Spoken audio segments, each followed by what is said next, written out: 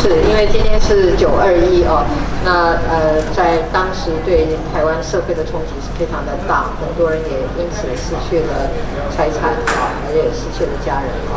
那这个重建的过程是一个很长的过程，是台湾社会共同努力的一个过程。所以我等一下要去南投去看到去访视我们这整个921的重建的情形。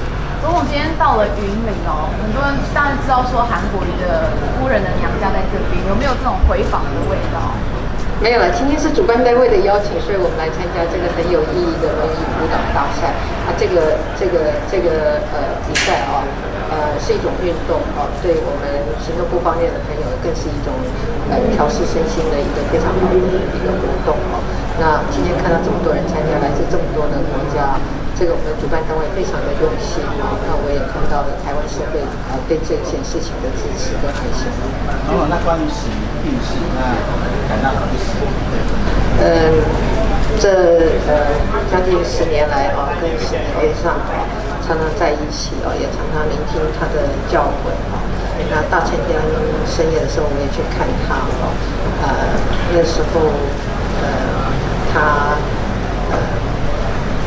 他的情况就有一些困难啊。那昨天过世，我们也觉得非常的不舍。那他他的一生其实都是奉献给台湾这块土地啊。那他有很多的想法，很多对我们下一辈的人的提醒，都会记在心里。那我们也非常感谢他对这块土地的贡献。